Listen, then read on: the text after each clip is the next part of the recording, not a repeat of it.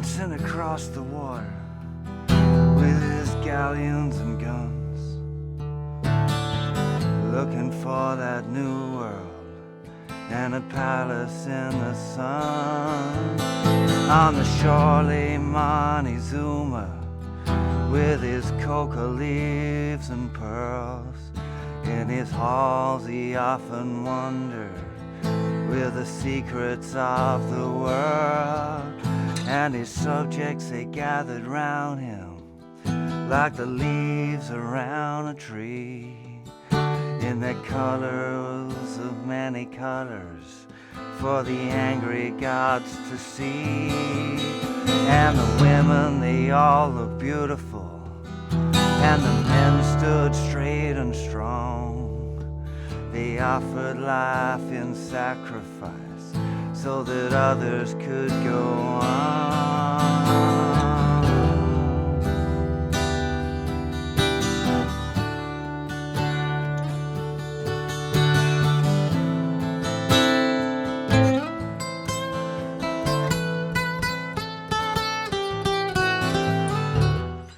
Hey, how you doing? Justin here. Today we are checking out Cortez, The Killer by Neil Young, kind of an acoustic version exploring the double drop D approach, which is kind of the way he seems to play it if he's doing an acoustic version himself. Usually it seems on a 12-string guitar tuned down a tone, but I don't have a 12-string here, and the whole tuning down thing's a bit of a hassle for probably me and you. So I figured that it'd be kind of a lesson in the sort of things that you can look at in drop D, or double drop D rather, as well as kind of looking at the song itself. It's essentially a bar of E minor, a bar of D, and 2 bars of A minor for the whole song. So you've got quite a lot of scope here to explore. The original version on Zuma is played on electric guitar, still with the double drop D tuning. It seems like Neil's playing most of the lead stuff and complementary rhythm, and Frank Sampedro is in the right-hand speaker, and he's holding down the rhythm real great in this. So it's definitely worth, if you can, turning one of your speakers off, so you're mainly listening to the right-hand speaker so you can hear the way he's playing. It's essentially the kind of ideas that I'm going through here. He keeps the rhythm pretty simple, keeping lots of space open for Neil to explore in the improvisations, because it is definitely, this is a jamming tune more than anything else. I mean, it's a beautiful tune in itself, wonderful melody and all of that, but it's a great song for jamming on because the harmonic structure behind it is so simple. So I'm assuming you kind of know the basic beginner version, just using an E minor, a D, and an A minor chord, okay, just regular open chords. But let's have a think about what happens when we go to double drop D tuning. So double drop D tuning, if you didn't know, is tuning both of the outside strings, which are normally an E, down a tone to the note D, okay? You want to use your open 4th string there, which is the note D, to tune your thicker string and your thinner string down so they're both Ds. To play a D chord like that, you would just play a regular D chord and lift off your 2nd finger. So 0, 0, 0, 2, 3, 0. Okay, that would be a regular D chord, just so you can kind of, it's good for tuning to use that chord. So you've got all 6 strings involved, and sometimes with open tunings you need to tweak the strings just a little bit so it might not be exactly what your tuner says. You want to be using your ear to make sure that and I'm just talking like very small amounts here, but it can make a difference in this kind of tuning. So playing it just real straight in this tuning, the first thing you've got to realize is that your E minor chord, you can't play your bog standard E minor because the thicker string is obviously now tuned to D, and we want that to be an E note. So really you want to move your 2nd finger over to the 2nd fret of the thicker string, your 3rd finger will go down the 2nd fret of the 5th string, and your little finger will go down on the 2nd fret of the 4th string. So 2, 2, 2, open, open, open. And that's a standard E minor 7 grip, okay? It would be a normal E minor chord. Okay, remember with double drop D, any notes that would normally be on the outside 2 strings need to be moved up 2 frets if you want a standard grip. But really with this kind of tuning, what you want is these extra sounds bouncing around. You're not trying to always play a standard grip. Like this particular one, it is essentially the E minor chord, but we've got this open D at the top, which makes it the E minor 7. Lovely chord. That's the E minor. The D chord, now you can play a regular D chord in this tuning with all of the strings. It gives you the sound of a D sus2. That note there is the the sus2, the second. It seems like quite often it's played just with the second finger off, the way I explained to you with the tuning before, which is it's kind of a D5 chord because we haven't got the third of the chord, which is the note F sharp, which defines the chord as being major or minor. Okay, so it's a very open sounding thing if you play that. If you put the second finger down in the second fret like a normal D, you get it would be a D sus2 chord harmonically. You don't have to think about that, it's just a kind of a D chord, right? If you really want the tonality of D major to come out, you want to put your little finger down the fourth fret of the thinner string, and now you've got your regular D chord. Because if you just think like there's your D, we have to move whatever note was on the thinner string up 2 frets. So that's why you'd put your little finger down in the fourth fret. It will give you harmonically your regular old standard D chord. But again, I probably wouldn't ever use that because it defeats the purpose of this double drop D tuning. So I'd either be playing that regular D or this D5, I guess you'd call it, with the D chord without the second finger. When it comes to the A minor chord, again, you can play a regular A minor chord. It would end up being an A minor, A minor 11, I guess you'd call it. Again, it's got that lovely clash between these two notes. Sounds funny by itself, but in the context of the chords, it's very delicious. And quite often, again, on the original recording, it's first finger lifted off, which gives you this kind of A sus2, sus4. Again, it's a complicated name. Doesn't really matter. It's just a variation on the A minor, right? Don't get too bogged down into the names. I'm probably going to show you some variations in a second that I don't really know what they're called, or can't be bothered with what they're called, really, because it doesn't matter. It's just a sound. But that's a nice replica there for the A minor. So the most standard version, E minor, you're choosing the fingers 2, 3, and 4 on the second fret of the thickest 2 strings. 2, 3, 4 to just a regular D chord shape, to give us our D sus2, to an A minor. Again, it's the A minor 11, but just think A minor, and that would be for 2 bars. Okay? And again, that sequence, E minor. Okay, with that, making sure that you note the second fret on the thicker string, to a D chord, a nice here that you can strum all of the strings, and then to the A minor.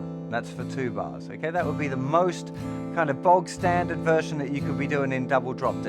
Okay, and of course we extracted the rhythm there, just keeping the down strums on the beat, keeping it, when you're getting the chord shapes together, it's a really good idea to pull out that rhythm and keep it real nice and simple, and then check out the rhythm separately, which we're going to do now on the E minor.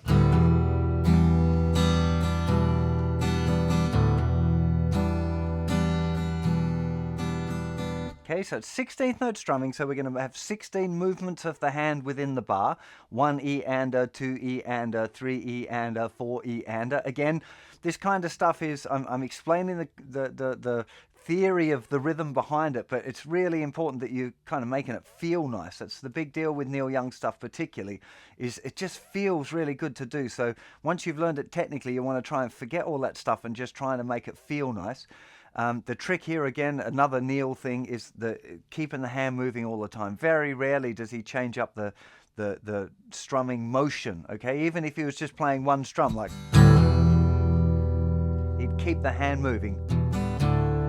And there's something about keeping the hand moving that really kind of carries the rhythm on it. Help you keep your time as well. But I swear it sounds different. I know it doesn't make any sense, but even when I'm hearing a recording, it's like the movement of the hand somehow gets transmitted through the music. I know we're getting into pretty dodgy territory there, but I think it's important, particularly if you're getting into Neil Young style stuff.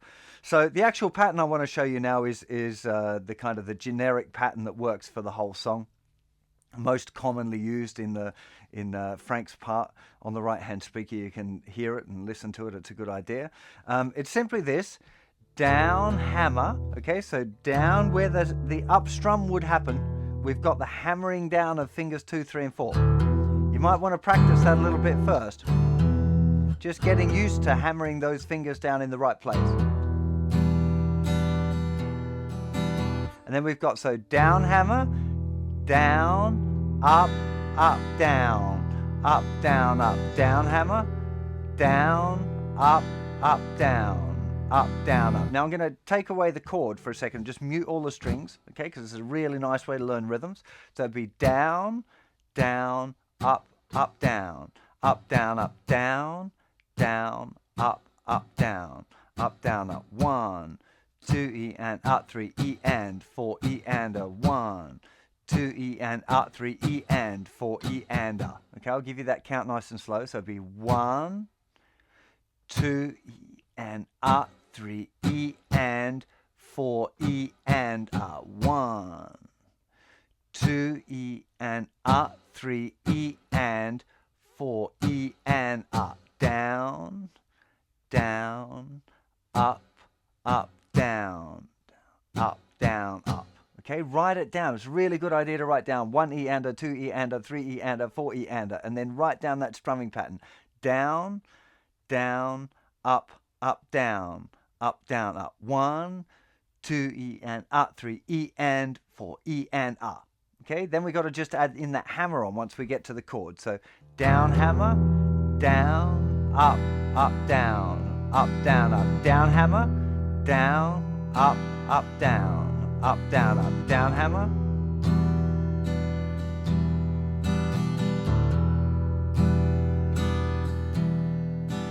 Okay, it's really lovely to be able to have that kind of solidity with a rhythm pattern first before you go off on a tangent, right? Going off a tangent is absolutely acceptable. In fact, it's what you should be doing with this tune, right? But you want to start with something real solid, and that's a great rhythm pattern to have as a solid base for this tune because it works real well throughout. Let's just apply it now to the other chords and we won't have that hammer on, okay? So down hammer, down, up, down, up, down, up, down, down, up, down, up, down, up, down, down, up, down, up, down, up, down, down, up, down, up, down, up.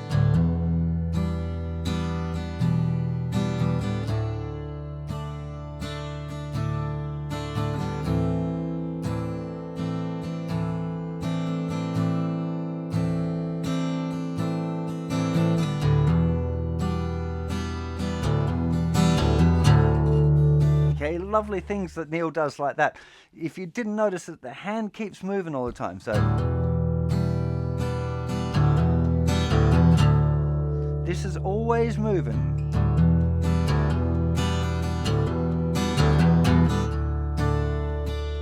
As long as you're keeping that moving, you can get away with all sorts of little rhythmic variations, but it's all about making sure you stay in time. What you don't want to do is start trying to do fancy stuff, knock over the feeling of the rhythm, and then be kind of stumbling about a bit. It doesn't feel good. Really important to keep the hand moving all the while you're trying to play through these other things, and keeping that, making sure you've got that first rhythm pattern real solid so you've got something to fall back on if you do find yourself getting in a wobbly place.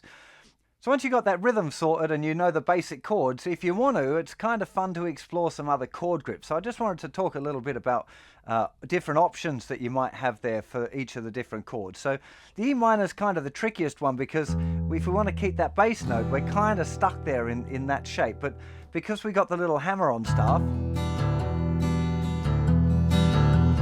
there's lots of different variations of that you can do to keep it interesting. You could just keep it real empty, especially if you're improvising or you're jamming with someone. You want to leave lots of space, okay? So on the E minor, you've got that. The other chords that I quite like for this is this one. So not playing the thicker string now, and then playing the 7th fret, 5th fret, 7th fret, and then 2 open strings, okay? Which is 3rd finger, 1st finger, little finger. And then the thinnest 2 strings open. Works real nice. You can just, instead of having this, here's the second one. I like this as well. If you're progressed enough and you're into your bar chords, sort of stuff, it's just the A minor shape bar chord. So nothing on the thicker strings. 7th fret, 9th fret, 9th fret, 8th fret, and then the open string. So I'm actually not using the bar. You can use the bar as well, which is another variation. But that one's real nice. Another E minor. Putting the bar down gives us this kind of added 11th, which is quite interesting.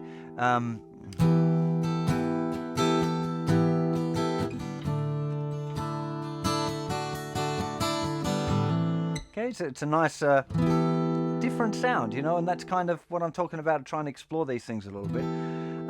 But they're really the ones that I'm just experimenting with, those three shapes mostly for the E minor. There are lots of others to explore as well, but they're the ones that feel most comfortable for me on that particular one. On the D chord, we already talked about having the regular D shape, which gives you a D sus2, lifting second finger off to get that big D5 chord, adding little finger on the 4th fret of the thinner string, which really defines that D tonality, but never sounds particularly sweet for me, that particular chord. But there's another variation that brings in the 3rd, which I really like, and this is a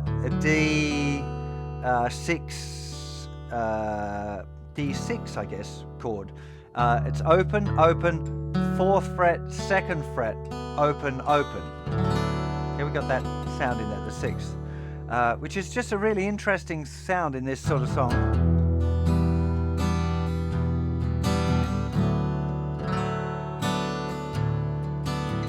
I just think it's a real sweet grip that you can use. So that's another nice one to experiment with. Another common double drop D grip is to just using 2nd and 3rd fingers in the 7th fret of the 3rd and 2nd string. So open, open, open, 7th fret, 7th fret, open. Really, really nice sound.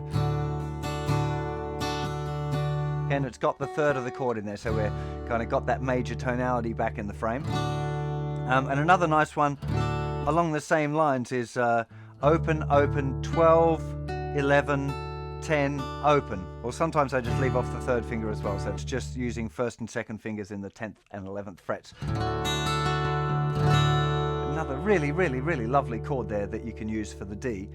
And so there's a few things to get going on. For the A minor, another nice one is using here the 1st finger in the 5th fret of the 3rd string, 3rd finger in the 7th fret of the 4th string. So open, open, 7th fret, 5th fret, open, open. Really clashy sounds like that, but in the context it's really lovely, particularly if you've just gone from the D here and then to the A. Sorry, you don't want to play the thicker string there. Sorry, for the A chord. So mute the thicker string, then open, 7, 5, open, open. For that one, so E minor to the D to the A. So such a nice open sound, and that's the kind of thing I love jamming over, that sort of stuff. It's really, really a lovely kind of chord sequence to be playing over because it's so open and spacious. And another lovely A minor one actually is using this. This makes it like an A minor 7 with the 11th A minor, another A minor 11 type thing, I guess. Nothing on the thicker string, open, 10th fret, 9th fret, 8th fret, open. Again, this is lovely if you're using this D, then to the A. It's just so sweet.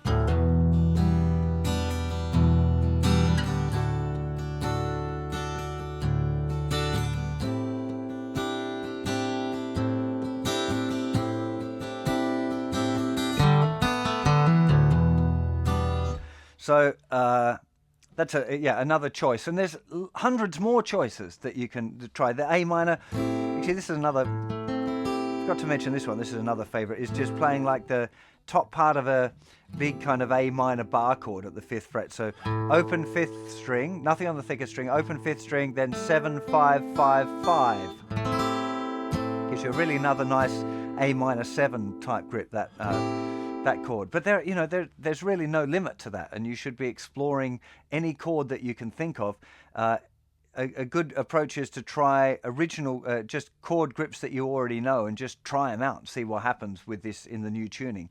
And then if you want to think about what's happening, is to just remember that any chord shape can stay the same as long as you move any notes that were on the outside 2 strings up a fret. That's the thing to remember always with double drop D tuning.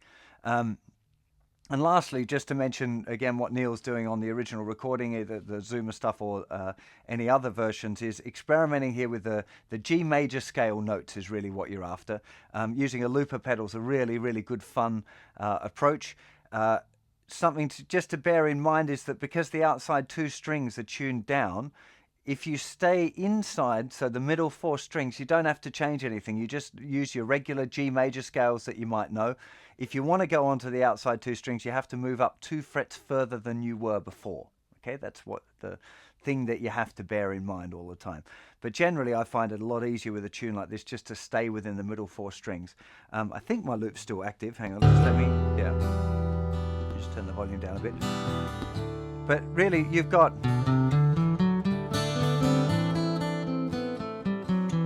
this G major scale.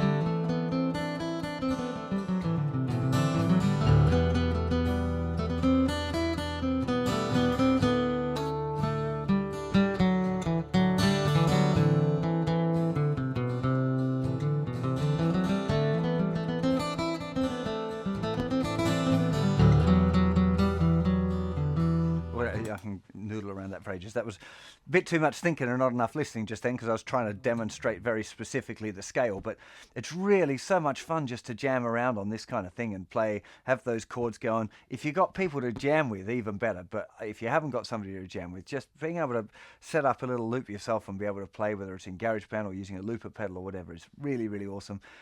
If you're struggling with your looper pedal, remember I've got a lesson on how to use the looper pedal exactly. And remember there'll be a link in the description where I'll put links to a little bit more information about drop D tuning and double drop D tuning that we're in here.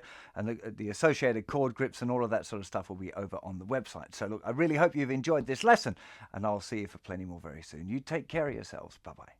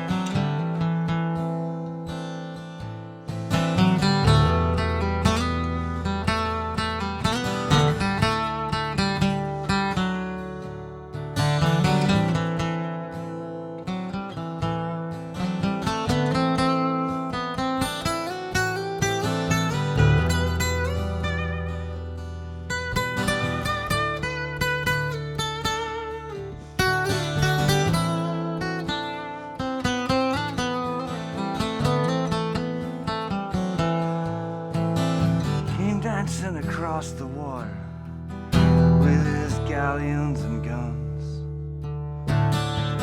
looking for that new world and a palace in the sun. On the shore Montezuma with his coca leaves and pearls. In his halls he often wondered with the secrets of the world. And his subjects, they gathered round him like the leaves around on a tree in the colors of many colors for the angry gods to see. And the women, they all look beautiful, and the men stood straight and strong.